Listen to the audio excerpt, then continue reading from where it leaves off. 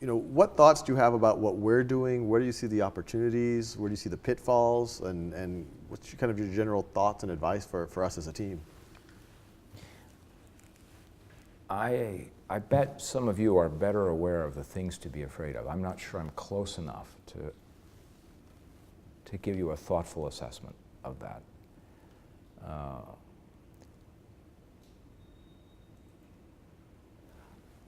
But I think one thing that I can't say is an issue here, but has been an issue in other fast growth operations. So you grew from about 5 to 6 million monthly actives to about 10 million over the last year, a near doubling, and you've been, you're expecting a future like that. You're superstars, celebrities in the press.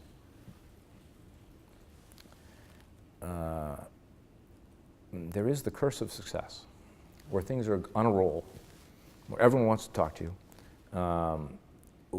which somehow is a drug that causes people in other organizations to take their eye off the ball, to stop focusing on two things. One, what really solves the customer problem?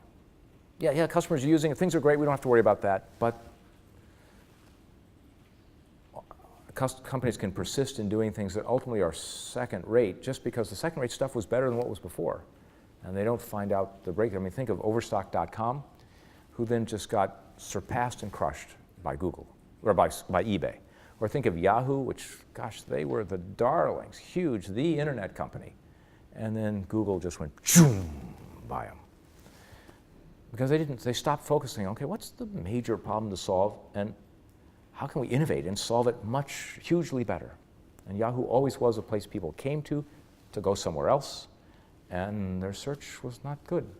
So stick to the knitting of what's the fundamental problem we're trying to solve? What do people really want us to solve, and are we the best in the world at that? From what I see, you're working on that, so with the dashboard and that.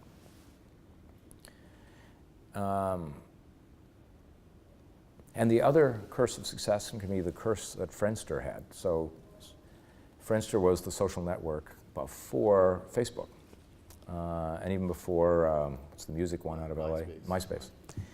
And they had taken off as a social network. Kleiner Perkins, major VC, had invested. They asked me to go down and take a look.